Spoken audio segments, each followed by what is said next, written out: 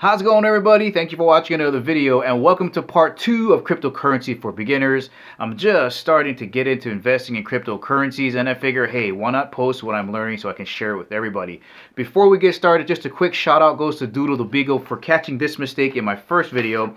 So I was originally working off this sheet here, which is the symbol for Ethereum, but I used this one in the video, which is ETC. So if you're looking for Ethereum, that is the correct symbol there. So again, thank you to Doodle the Beagle for catching that. So in the first video, which by the way, if you didn't see it, I'll leave a link for it right up here, we discussed what a cryptocurrency is, the difference between meme ones and the ones that actually have utility that are based on blockchains, and why I think those are better ones to invest in, and also some strategies to maybe look at when trying to pick one to invest in. Today, what we're going to be looking at is, once you've picked a cryptocurrency, how do you get one and how do you store them? Let's get started.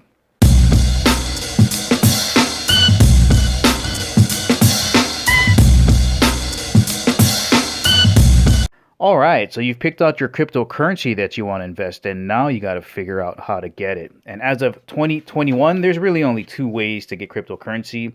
You can buy them from either a broker or an exchange, or you can become a blockchain or Bitcoin or Ethereum miner.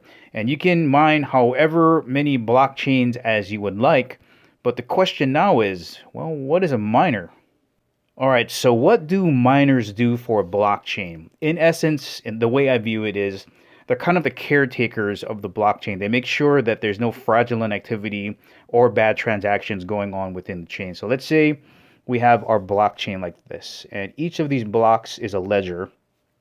And in them, we have all of the current blockchain's transactions. And basically, the next one has information that is included in the other one, and they just kind of stack up on each other. So we're going to move in this direction. Now, in order to make sure that all of these ledgers are valid, we need somebody to make sure that they're okay. And most of these people have really powerful computers or GPUs that take up as much electricity as, let's say, Austria or even New Zealand, just to validate the next block. Because if they do figure out that mathematical puzzle, they get rewarded in whatever cryptocurrency that the blockchain is offering. Now, keeping in mind, there are thousands of these miners all competing to figure out what this next block is. So if you could imagine thousands of people using as much electricity as Austria or New Zealand, that's a lot. And they're using this proof of work validation method. Now, the new one that's coming in is proof of stake. So if you're looking at investing in cryptocurrency, I would say have a look at, again, the white paper and see if they're trying to implement this, because this, I think, probably is going to be on the way out. So that could be a good indicator for a cryptocurrency to invest in the future. But this mining process is one way that you can get cryptocurrency. And of course, the second method, which most of us are going to do, is either go through a broker or an exchange.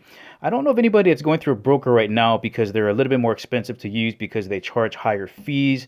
Right now, I'm using Coinbase. So if anybody out there has a different type of exchange to use, kind of put it in the comments below so we can all have a look at it. But those are basically the two ways that you can get your cryptocurrencies right now. You can either buy them or become a cryptocurrency miner. All right, so now you've purchased your cryptocurrency. Where are you going to store it? You've got two options for wallets. There's hot and cold.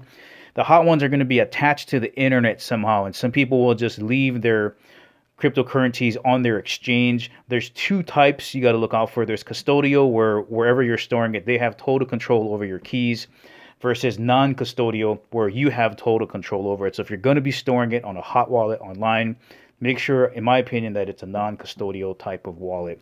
The other way is a safer way. It's a cold wallet. It's not connected to the internet in any way, and it's done two ways. This paper one, I don't know of many people that will do that, but the hardware version is basically a thumb drive. You know, you plug it into your computer, you will download the cryptocurrency onto the hardware, and it's safe that way. It's not connected at all. There's a gap between the two. So in my opinion, this is the safest way. So if you're going to be actively trading, you probably want to have it on a hot wallet, non-custodial, for convenience sake. But if you're just buying it to hold on to it, maybe you get one of these hardware thumb drive deals and you should be good. Well, all right, guys, those are the two ways that you can purchase your cryptocurrencies, and now you know, once you buy them, how to store them in a safe place. Tune into the next video where I'm going to discuss maybe just some overarching themes about cryptocurrency that I think we should all consider. Guys, thank you for watching. I'll catch you in the next video.